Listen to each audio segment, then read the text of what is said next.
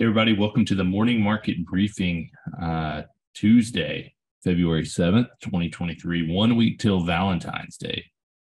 You guys ready? Ben, first Valentine's Day as married man. You've been prepping? Yeah, well, I'm leaving the next day. Brutal. That'll happen. Yeah. Well, I'll let her know later. Doing a little Valentine's Day with the boys. Shout out to Ellie if you're listening on Saturday morning and watch some rugby, hang out with the boys. Pretty excited about that. Nice. Yeah, no plans here. We'll get there. Tom, let's start with Fed. We heard from Fed in a number of capacities over the last couple of days. Certainly having an impact on equity as well as fixed income. What are they saying? What's happening? What's your takeaways? So I think we're starting to see the market come to the realization that the Fed wasn't really playing both sides on at the meeting when basically Jay Powell came out very hawkish with a statement, kind of fumbled the press conference. Everyone took that to mean that the Fed is going to remain very dovish. But then we got that blockbuster jobs report on Friday morning, 517,000 new jobs. And I think everyone's now realizing maybe the Fed isn't bluffing. Maybe the Fed thinks that in order to slow this thing down, they do have to raise rates. So yesterday afternoon, Raphael Bostic spoke and said that, it may actually be prudent to return to 50 basis point rate hikes if they need to get inflation down, which seems pretty extreme, but the market took that right on the chin, I would say. And then this morning, we've got Neil Kashkari speaking, and he's even saying that he thinks that the terminal rate needs to be closer to 5.5%, which is a little bit higher than what we've heard. And he's kind of been on the far hawkish side of things the whole way through. So now the market is basically doing an about face. We've seen the 10-year move from, call it a 335 to over 360. I think we got about as high as 365 yesterday, and we're come down just a little bit since then. But we're seeing that, man, the end is here. No more rate hikes. The pause is coming. Pretty much evaporate. And then the big thing last week was that the Fed said one thing, and then the market was calling their bluff in terms of what interest rate futures were showing, which was that there was going to be a cut at the end of the year. Well, that evaporated yesterday afternoon too. Now we're showing that there are definitely going to be 2 additional hikes and no cutting in 2023, which is basically what Jay Powell said. So now the Fed speak and the expectations of the market are matching. The question is, does that still hold? Do we still think that the Fed is going to be in a position in, call it, 28 days to, are they going to see enough data in that time period to change course, or is this actually the path we're going to be locked in on? Well, and I also think it's important to note, I don't think that Jay Powell even had an issue with where the market was pricing in. And I think that was the big takeaway from the press conference. I think he just thought that inflation wasn't going to come down as fast. And that jobs report we got on Friday really demonstrates that there's a lot of pressure in the labor market still. What's interesting, though, he does speak at noon today. And is he going to talk about more on wages? Because wages actually came down in that report to an annualized rate of about 3.7%. Or is he going to talk more about the tightness in the labor market overall in terms of job openings versus number of employed people? I think that relationship is not, we looked at some of the correlation and there is a correlation, but it doesn't persist over multiple time frames. And it's noisy. And it is noisy. So I do wonder if Powell is leaning too much on a correlation that exists, but may not be the be all end all. So it'll be interesting to see how much he puts into that versus if you just look at the number on wages, it does seem that wage inflation is coming down a bit. Yeah, I think he wants to think there's this direct cause and effect scenario in which a tight labor market means higher wages and these things move in lockstep. And that's just not the case based on the most recent data and not the case based on many data sets. There are times when, yes, that is true, but it's not an either or choice. There's some gap there. And, if he wants to act like we're on the right path, I think he's got legs to stand on as it relates to wages. If he wants to talk like, hey, we've still got a whole lot of work to do, he's got legs to stand on based on the tightness of the market and the jobs number we got. I mean, it's sort of defeating to say this, but he seems to have accidentally backdoored himself into a soft landing, which is that he's managed to bring down inflation at a reasonable pace. The jobs market is still strong. The economy seems to be also still strong outside of a couple of pockets that we've talked about on the call. The question is, are they going to stick the landing? I mean, that's where they're really coming down to, I feel like, splitting hairs here on these last couple of rate hikes that could cause it either to crumble, or it's going to just, we're just going to live in a higher rate environment and things are going to be fine and the economy is going to continue to hum and inflation is going to come down and the jobs market isn't going to get as grim as we thought it would. The question is, can he stick the landing? I'm not sure that he did this intentionally, but I think that the plan was to try and do a soft landing, and here we are.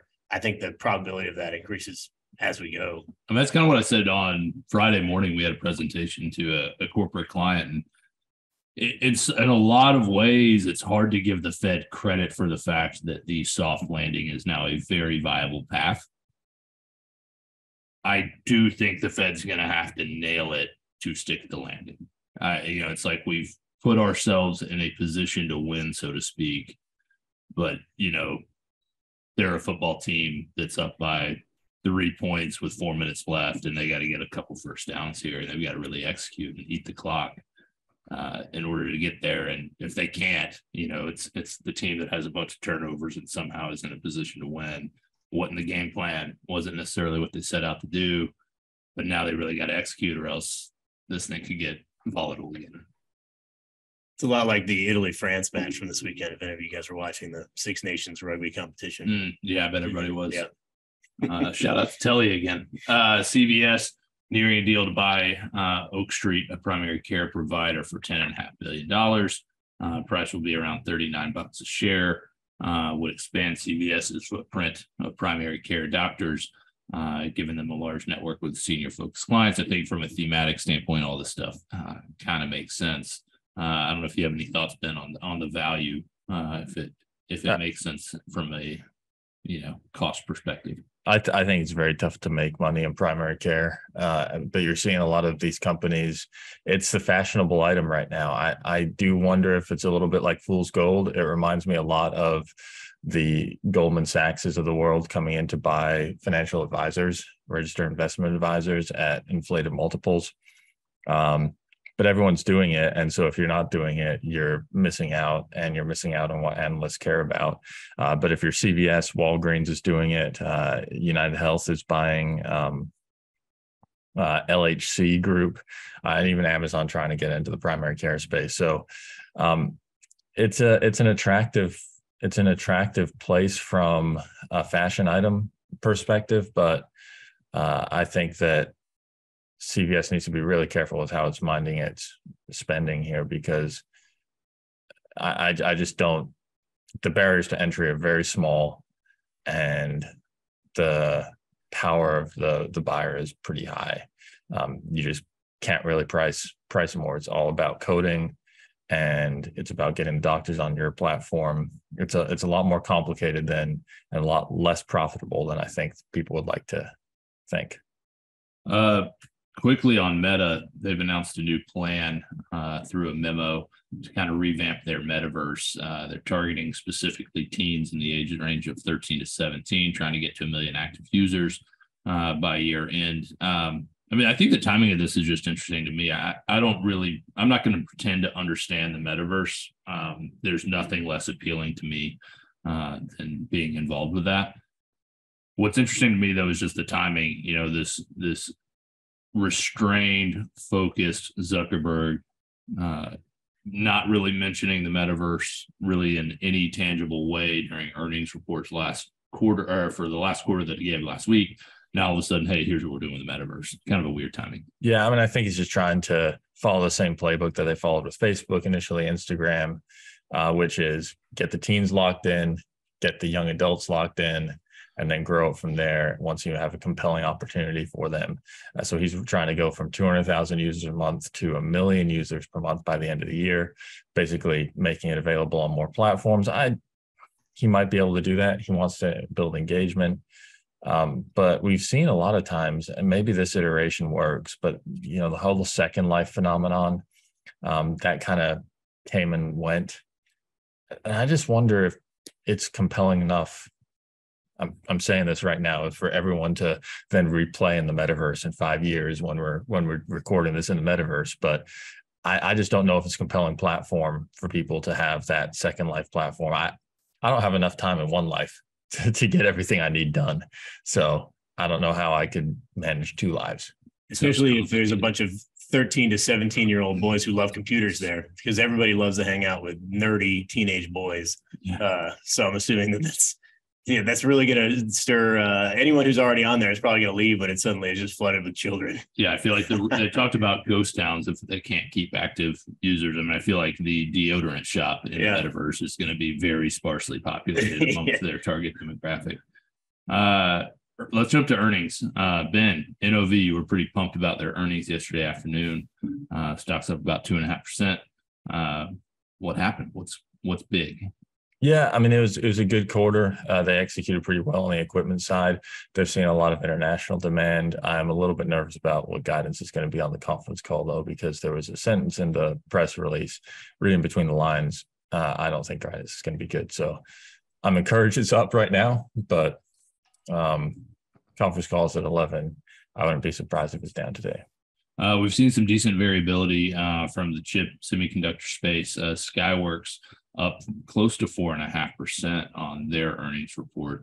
Numbers from a overall perspective just seemed a little bit better than what was feared or expected. EPS came in 1 cent higher than analysts had it pegged. Revenue came in at 133 billion versus 130 or 1.32 billion. Excuse me, 1.33 versus 1.32.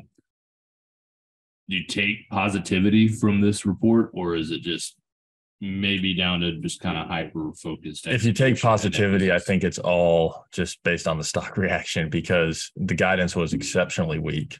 The gross margin guidance was weak. And typically, if you see that pattern from a company like this, it would be down 8%. It's up 4%. So what the market's telling you right now is that a lot of this is priced in. And the market wants to buy this. Now, again, this is kind of I'm going to postpone judgment on this until the end of the day, see where it trades. I would certainly not chase it up 4% today. People are getting in this. It's become axiomatic through induction, this buying these chip stocks after they report bad results and even worse guidance.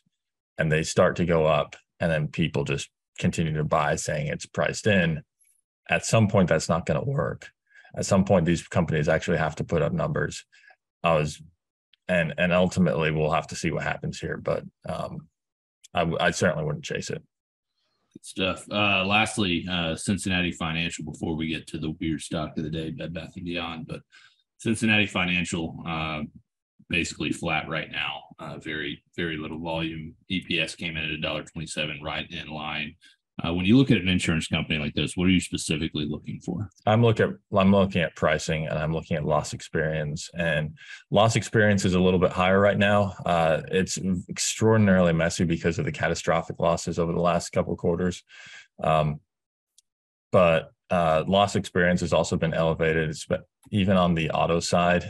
These nuclear settlements are really kind of coming back to, even with the reinsurance coming back to bite them. They did fairly well in the life insurance, as you might expect, because they have fairly good investment opportunities right now with interest rates where they are. But at the end of the day, I think the bubble, the pig has kind of gone through the python in terms of the pricing opportunity for these guys, as it has for a lot of the insurance companies. So I think right now I would be more inclined to buy the agencies than the commodity providers of the policies themselves, like Cincinnati. Bed Bath & Beyond. I mean, what a ride. Stock was up.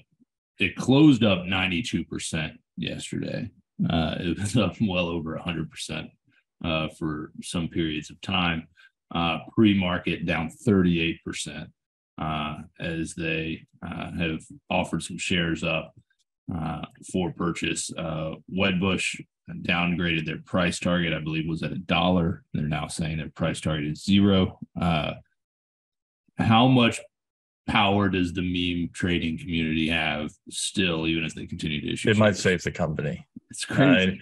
It might. I mean, they're looking to raise about $1 billion by selling stock at $1.20 a share. I mean, this is a company that should be in liquidation right now. Not even a reorg. The creditors don't even want to reorganize and restructure the debt. They want to just sell. They want to sell the shelves. They want to sell the beds. They want to sell the beyond. They want to sell everything, and just get 30 cents on the dollar and walk away.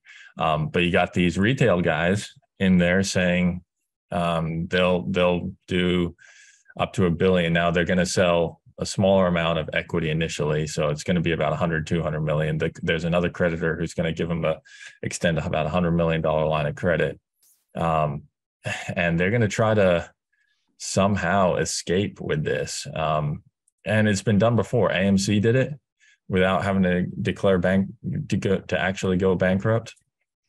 And Bed Bath & Beyond is trying to repeat the trick. I think there's some differences in business models. Bed Bath & Beyond has a lot of tied up in inventory that you just have to move at some point. But I am very surprised that people are doing this. But when people can buy a lottery ticket, sometimes you have enough people buying lottery tickets and it actually saves the company. It pays for college. Yeah. So I'm curious to see what happens, but it's remarkable. I mean, it's wild. You mentioned AMC. AMC up quietly this year, up 67% this calendar year. So 6 weeks in. Notably, Wedbush lowered their price target on Bed Bath & Beyond today from $1 to $0. So it's something to keep an eye on. And then if you look down the different analysts here, $1, $1. KeyBank, 10 cents is their price target right now. So all over the map in terms of what you gotta love the price target of 10 cents, like just slightly hedging their bet so that they can be like, well, we didn't say it was going to 0. Yeah, we said it was going to 10 cents. I'm sorry, we're going a little bit long, but I wonder who's running the book on this equity deal, because I bet it's not KeyBank and I bet it's not Wedbush. Yeah, it's probably Goldman. It's probably whoever who has the highest price. Odeon Capital, $4. Yeah, there's probably their one deal they've ever been able to do. Yeah. So. Shout out to Odeon. Cool. We'll wrap it up there. We'll be back tomorrow at 8:30. I think we don't give a lot of stock tips here. Do us a favor though, maybe, and just stay away from Bed Bath & Beyond. It's not helping. Just chaos out there.